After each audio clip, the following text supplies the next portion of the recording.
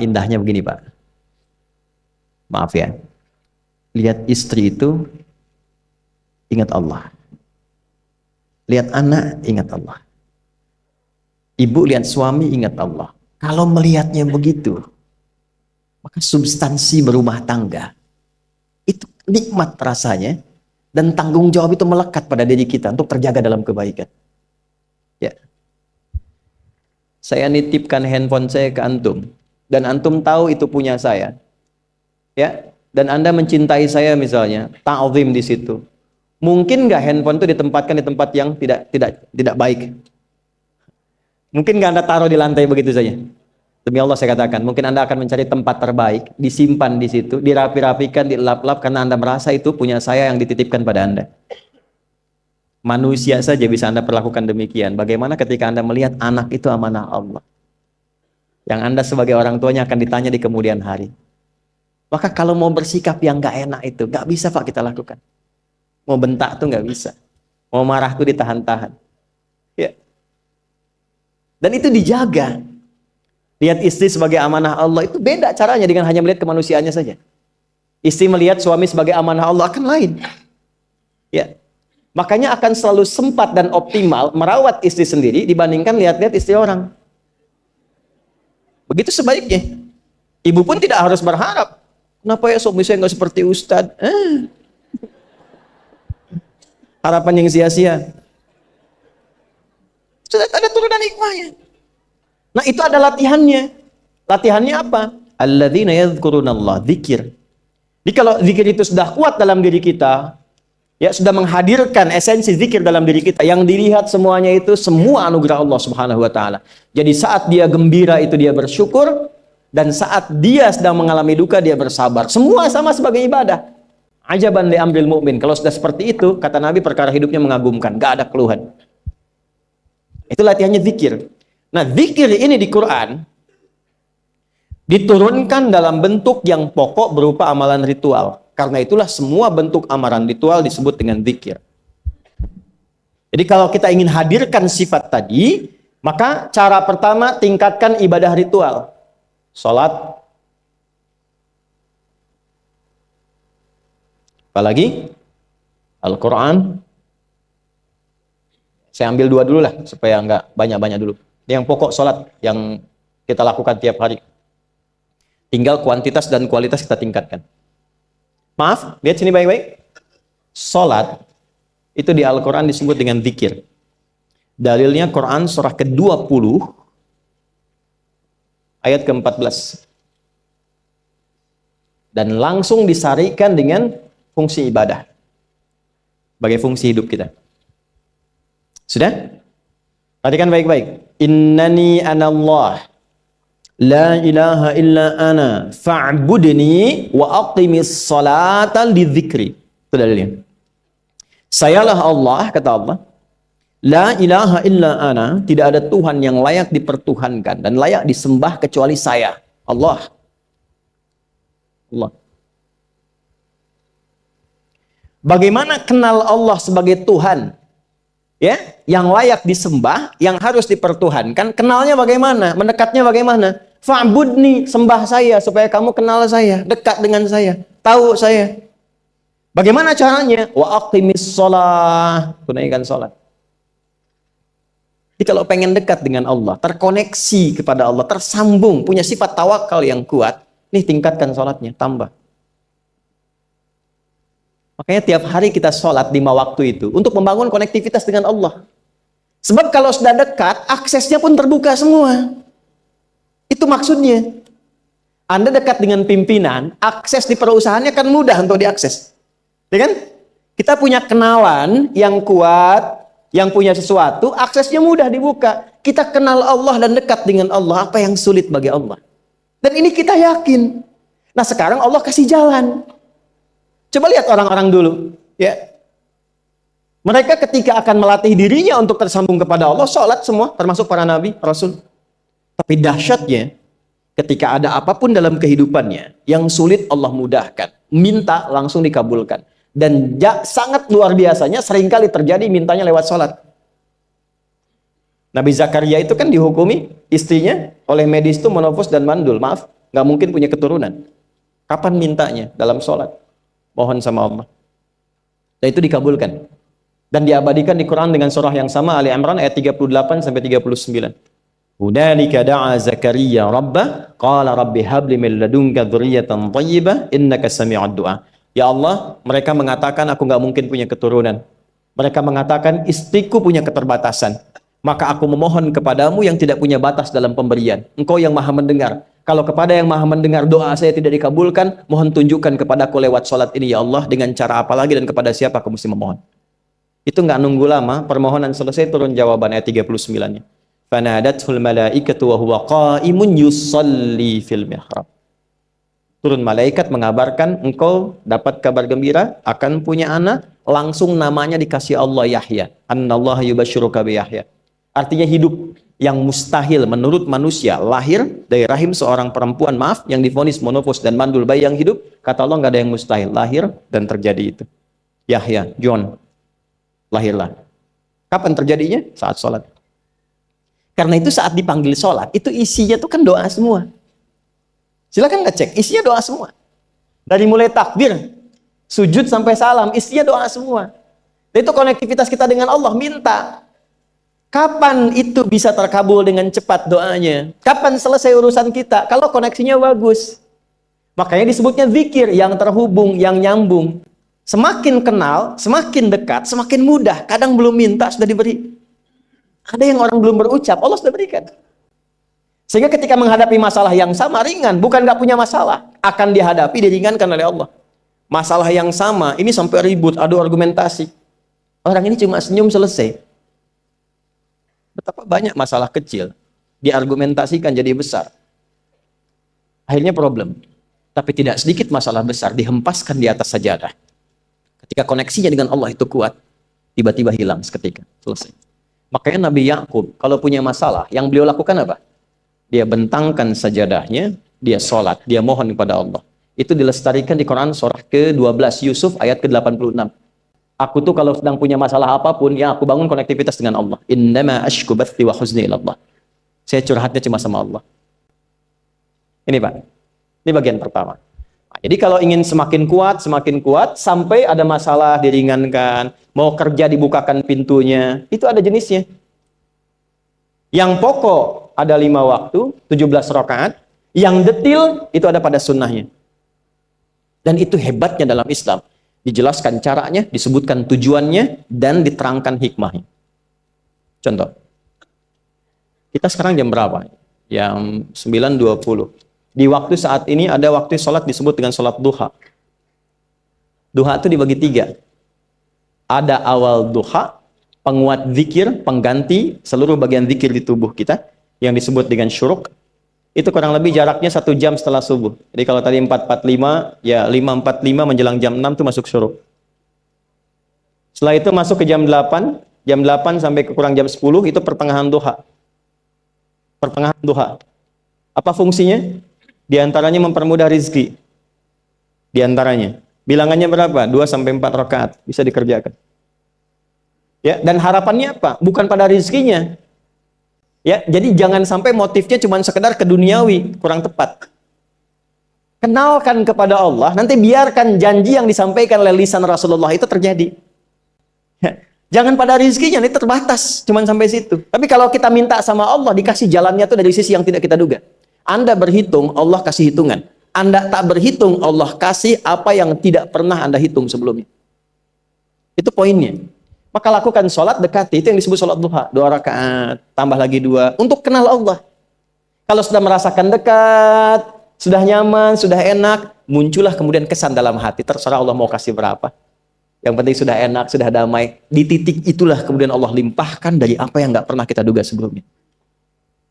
Tiba-tiba keluar, kok ada telepon, dapat proyek, dapat macam-macam. Tapi tujuan sholatnya bukan untuk proyeknya. Buat kenal Allah, ulul albab ini. Kalau cuma pengen lancar, baru serabutnya. Kalau cuma pengen lulus proyek, itu baru daging luarnya. Ulul albab itu kenal Allahnya, sehingga dia tahu akses intinya tuh itu. Itu poinnya. Dan gak mahal. Emang kalau sholat duha di Anur bayar, Pak? Pakai biaya. Baiknya luar biasa. Sudah? Satu. Kalau mau lagi misalnya, ini yang paling dahsyat nih. Dibimbing kita sampai ke posisi terbaik di apapun itu. Jadi ayah terbaik, ibu terbaik. Ya, jadi karyawan strategis, di militer terbaik. Terbaik tuh gini, di tempat terbaik yang memuliakan tuh makom namanya. Makanya kuburan sering disebut makam kan? Ya kan? Maksudnya apa? Maksudnya Anda selama hidup berkaryalah yang baik, ibadah yang benar, sehingga Anda wafat pun terhormat. Ya, kata makom itu pertama kali di Al-Baqarah ayat 125, makom Ibrahim. Ya. Ketika Allah sampaikan dalam Al-Qur'an, didapatkan di situ makom Ibrahim, wa idz ja'alna al-baita mathabatan lin-nasi wa amna wattakhidhu min maqami Ibrahim. Makanya kalau kita tawaf, itu dari mulai Hajar Aswad kan sampingnya dekat sekitar 5 meter ada makom Ibrahim kan? Itu tapak kaki pertama beliau meninggikan pondasi Ka'bah dan di situ diabadikan kemuliaannya sampai beliau wafat. Dikenal sampai sekarang. Ya, setelah sekian abad. Jadi kalau kita ingin terhormat dan masih dikenang sampai kapanpun, itu makom namanya. Tapi ada cara yang lebih hebat. Anda di posisi itu, lawan pun mengakui memang Anda yang pantas ada di situ. Itu namanya makom mahmuda. Makom mahmuda. Siapa yang bikin urutan 100 tokoh paling berpengaruh di dunia? Siapa? Saya tanya, yang nulis siapa namanya? 100.000? 200.000? Dia mencari langsung di Google tuh. Lambat mas, waktu habis. Michael Chart. Dia yang nulis, maaf ya. Urutan pertamanya siapa? Muhammad SAW. Yang nulis itu muslim atau bukan? Kok bisa tergerak hatinya untuk menempatkan seorang nabi muslim di tempat pertama? Saya tanya begini, kenal Abu Jahal nggak? Ya Allah, makin siang nih nggak fokus nih. Saya kira cuma di Bengkalis saja yang kenal Abu Jahal, sini kenal juga. Baik, Abu Jahal itu, apakah orang ini tidak kenal Nabi? Orang ini tahu, kalau saya sebut orang ini berarti kurang bagus ya. Kalau saya sebut beliau berarti baik ya. Abu Bakar saya sebut beliau, Abu Jahal orang ini. Maksudnya Abu Jahal.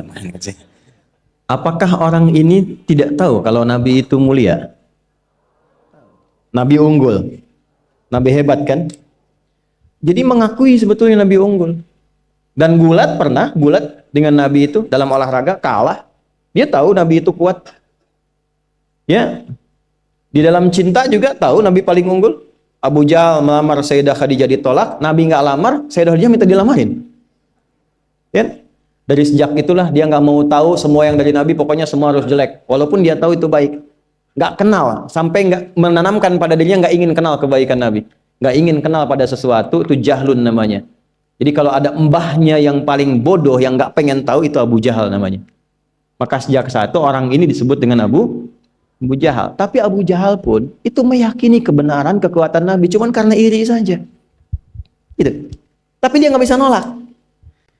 Menilai seseorang di tempat terbaik yang kita nggak bisa nolak dan mengakui memang dia orang yang terbaik, itu namanya maqam mahmuda. Tahukah Anda? Jalan untuk mencapai maqam mahmuda itu nggak akan mungkin kita dapatkan kecuali mendekati yang punya semua makom, yaitu Allah Subhanahu wa Ta'ala. Dan jalannya lewat sholat. Itu lewat sholat. Tapi karena ini levelnya istimewa, tingkat tertinggi, ya prajurit pengen jadi komandan terhebat yang diakui, nggak ada orang nyoal. Di kepolisian pengen jadi pimpinan yang baik dan semua mengakui sehingga nggak ada yang nyoal. Di perusahaan pengen jadi pimpinan yang ideal, ya semua mengakui, nggak ada yang nolak. Itu maqam mahmudah. Jalannya apa? Ternyata nggak pakai uang, nggak pakai koneksi-koneksi yang tidak jelas. Koneksinya dibangun dengan Allah sehingga Allah melembutkan hati semua orang itu untuk menetapkan dia yang terbaik. Sholat. Karena levelnya tinggi, dinaikkan dari sekedar sholat fardu. Ditempatkan di waktu yang tidak biasa. Butuh pengorbanan, butuh perjuangan. Namanya tahajud. Turunlah Quran surah ke-17 ayat 79 sampai 81 itu. Quran surah 17 ayat 79 sampai 81. Ini poinnya. Wa minal laili fatahajjad bihi nafilatan laka asa ayyab'athaka rabbuka maqamam. Ini kan terjadi keanehan kan, ironinya. Anda pengen sukses, pengen tertinggi, Anda tahu Allah penentunya, Anda tahu Allah yang punya rizki, Allah punya kekuasaan, tapi Anda nggak mendekati Allah. Terus yang dipakai cara-cara salah, kenapa harus korupsi? Kenapa harus nyogok? Kalau SK-nya nggak Allah tetapkan, nggak akan turun juga. Dan sudah hukum, kalau ayah berbuat maksiat, itu anak istri pasti kena. Itu udah hukum. Makanya saya mohon deh, ya para ayah itu kalau mencari nafkah, cari yang benar. Kasihan anak Anda yang di SD. Harus berhenti sekolah. Maaf, bukan anak Anda, maksudnya anak orang lah. Kenapa harus korupsi? Maka ketika ada tawaran sogokan yang nggak bagus, tuh yang dibayangkan tuh itu bukan cuma proyek jalan dapat uang banyak, tuh anak-anak tuh bahaya. Ke sekolah disebut anak koruptor, sedih. Istri nggak sanggup keluar belanja. Tuh pikirkan, itu sudah hukum. Sudah hukum. Anak juga begitu. Kalau mau berperilaku, ingat orang tua. Sebab ketika tidak baik, orang tua pasti kena. Anak di sekolah berantem, yang dipanggil siapa? Orang tuanya. Itu selalu terikat. Di rumah tangga itu selalu begitu. Karena nafas itu terikat. Semua saling mengikat. Babnya itu jelas. Nah, balik ke sini. Kalau ingin tingkat yang tertinggi, dekati pemiliknya Allah. Ini. Makanya tuh harus punya itu. Itu ringan kalau sudah punya itu tuh Allah. Saya punya Allah. Kita mau apa? Takut hidup. Nabi ditodong pakai pedang. Siapa yang menyelamatkan Muhammad sekarang? Ringan Nabi jawab, Allah. Jatuh pedang. Dibalik, kamu siapa yang menyelamatkan kamu? Bingung. Dan punya Allah itu luar biasa. Nah, ini yang harus tanamkan pada jiwa. Punya Allah sebagai Tuhan. Kalau sudah dekat, kenal, baik dengan itu, akses mudah semua. Dan yang paling indah itu apa? Menerima apa yang Allah tetapkan. Hari ini nggak dapat, alhamdulillah. Saya masih dikasih jalan. Alhamdulillah, besok belum dapat. Ada akumulasi, paham. Paham. Nah, itu nggak mungkin bisa dapat rasa itu. Salah satunya, ikhtiarnya apa? Nih, tahajud. Dan hebatnya kenapa sholatnya disebut tahajud? Tidak disebut sholat hajat. Ada hajat, ada tahajud, beda. Hajatun, hajada, hajadun, ada tahajjada ya tahajud, tahajud. Beda. Tahajud, di situ aja. Ini sengaja nggak saya hapus nih. Mana staf saya? Oh. Foto nih ya. Saya hafal insya Allah. Tahajud. Asalnya dari kata hajada. Begini ya. Ha, jim, dal. Ditambah ta di depannya. Lalu ada tasydid sebelum akhirnya. Nih. Ini akarnya 3 huruf. Ha, jim, dal. Hajada itu asalnya bangun dari tidur malam. Tidur dulu, lalu bangun setelah itu. Itu hajada. Pelan-pelan. Paham sampai sini? Kita teruskan. Kalau kita ingin berusaha untuk bangun, mengoptimalkan diri untuk bangun, maka tambahkan tak di depannya. Berusaha untuk mendapatkan atau mencapai sesuatu. Kalau yang kita akan lakukan itu tidak mudah, nggak gampang bangunnya, sehingga butuh rencana, butuh persiapan, ya kan? Maka tambahkan tasydid sebelum huruf akhirnya. Dari kata syiddah, apa yang mau dikerjakan ini nggak mudah. Memang pengen bangun itu jam 3. Tapi kan nggak tiba-tiba ujuk-ujuk bangun jam 3, belum tentu. Ya kan? Kita harus rencanakan dulu supaya bisa bangun, saat bangun itu siap, bukan cuma bangun. Bangun jam 3, salatnya 4:30, ya kan jauh. Maka untuk bangun jam 3 itu butuh persiapan, nih syiddah. Maka rencanakan, pasang alarm 3 kali. Misal yang ikhtiarnya jam 2, jam 2.15, jam 2.30. Alarm jam 2 untuk mematikan alarm yang kedua. Gitu kan? Yakin saya Anda kalau pasang alarm malam tuh nggak 1, yakin? Itu Bangun, ceklek, mati. Minimal ingat akan ada alarm berikutnya kan? Nah, itulah tak. Allah itu sudah tahu modus-modus kita itu. Karena alim maha mengetahui. Detailnya kan kita lakukan kan Allah sudah tahu. Alarm yang kedua, membangun kesadaran paripurna. Peringatan kedua. Kalau pengen bangun, enggak tertidur. Maka ketika sampai pada alarm ketiga, sudah sadar kita. Oh. Papa Bu, alhamdulillah. Lebih baik telat daripada enggak sama sekali. Bangun. Ini. Kalau kita tarik ke implementasi hidup, pengen level tertinggi itu butuh perjuangan. Latihan dulu, kan? Menguras fisik, energi, tenaga, biaya, hasilnya indah. Tapi ada jalan cepat untuk mendapatkan itu. Nih aksesnya bangun kepada Allah. Gitu. Kalau kita tingkatkan ini, itu luar biasa. Jadi itu. Jadi. Nah, kalau ini terus ditingkatkan, nanti membangun value yang terasa. Ada nilai-nilai yang terasakan, kita merasa lebih dekat dengan Allah. Yang biasanya tadi dipanggil azan baru ingat sekarang, baru selesai subuh udah ingat isya. Nanti isya bagaimana, gitu kan urutkan. Tapi tetap zuhur juga, zuhur, asar, maghrib, isya. Waktunya kenal jam berapa. Bahkan dipetakan, saya nanti akan ke sini, masjid yang terdekat di situ. Jadi lihat peta itu, ya lihat peta jalan, saya nggak sebut nama supaya nggak endorse. Itu lihat peta jalan. Itu dia petakan, saya akan sampai di situ jam berapa, durasinya berapa, masjidnya di mana. Kalau tertinggal di situ, di sini saya sholat Jumatnya. Sampai ke situ. Nah, value yang membuat kita semakin meningkat dekat dengan Allah, itu takwa namanya. Takwa. Disebutkan sebanyak 240 kali dalam Al-Quran. Nah, intinya itu ini nih. Jiwa takwanya. Kalau ini sudah ada, Allahu Akbar. Silahkan Anda keluarkan semua kata-kata takwa di Quran. Tidak ada kecuali yang indah semuanya. Quran surah 65. 65 itu babnya bab tolak. Surahnya at-tolak. Tolak itu persoalan terbesar di rumah tangga. Nggak akan bisa terjadi yang demikian itu kalau ada takwa di dalamnya. Nyambung. Kalaupun mesti terjadi, itu spirit takwa mengarahkan pada yang terbaik. Makanya di ayat kedua di ujungnya, sampai ke ayat 3, apa yang terjadi? Di rumah tangga itu kan cuma 2 babnya. Satu masalah dari komunikasi, yang kedua materi. Perhatikan, wa may yattaqillaha yaj'al lahu makhraja wa yarzuqhu min haitsu la. Siapapun yang mampu meningkatkan takwanya kepada Allah, pakai man tuh, setiap personnya. Suami, istri, ayah, ibu, anak, satu keluarga mencoba meningkatkan takwa. Dia tahajud, bangun semua ingatkan. Bangun semua tahajud, salat duha, yuk ingatkan dimanapun. Alhamdulillah. Apa yang terjadi ketika dilakukan? Apa jawab Allah? Yaj'al lahu makhraja. Enggak pakai alif lam, makhraja. Masalah apapun yang engkau alami. Suami berangkat ada masalah. Ada masalah umum yang semua orang mengalami itu.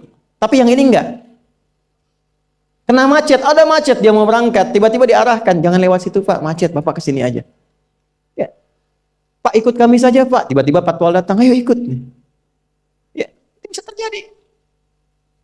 Wa yarzuqhu min haitsu la yahtasib, bahkan rezekinya pun itu datang dari sisi yang nggak diduga. Nggak nyangka ya, emang nggak disangka-sangka datangnya. Ya, habis sholat, tiba-tiba telepon masuk, belum selesai proyek, ini ada permintaan itu. Beda istidraj dengan takwa itu lain. Kalau istidraj itu bertambah tapi lupa Allah. Hati-hati. Proyek nambah, sholat lupa. Hati-hati. Hati-hati ya. Pekerjaan menambah, omset nambah, tapi nggak pernah bisa ngaji. Nggak pernah mampu sholat. Hati-hati itu. Dan paling bahaya kalau itu nambah terus sehingga membuat lupa semua ibadah. Itu istidraj namanya. Istidraj. Ancamannya akhirat tuh, hati-hati. Segera ingat, segera ingat. Tapi kalau semakin nambah, semakin ingat Allah, itu anugerah. Karena Allah telah menilai hamba ini paham menjalani kehidupan, sehingga dia ngerti. Makanya Utsman, Abdurrahman bin Auf, setelah masuk Islam, hartanya makin nambah. Karena kenapa? Karena telah dinilai layak mengelola harta, paham cara mengelolanya. Dapat segini, alokasikan ke sini. Dapat segini, alokasikan ke sini. Pak, di mana logikanya ada 600 truk hasil usaha? Bapak punya 600 perusahaan. Satu perusahaannya itu bergerak di bidang misalnya logam mulia. Ya, ada emas, ada berlian, ada macam-macam dan sebagainya. Satu kali Anda berhasil mendapatkan kurang lebih 600 truk logam mulia di dalamnya. Mau datang kemudian ke tempat Anda di jalan. Tiba apa yang terjadi?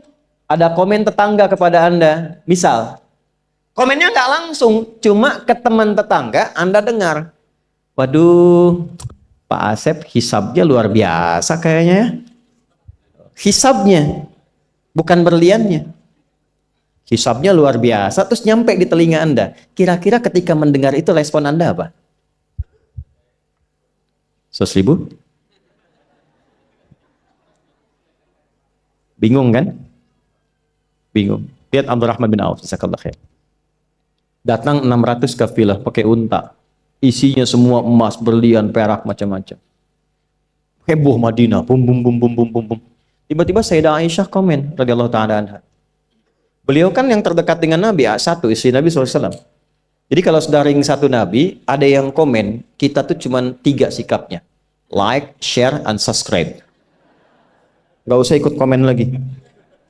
Sukai, share, subscribe. Ikuti jalannya. Apa komennya? Secara singkat, kama qalat.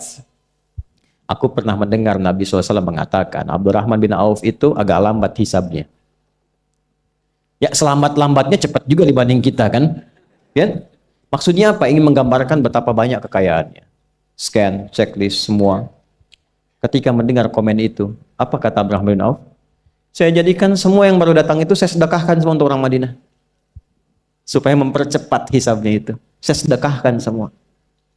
Bisa nggak begitu?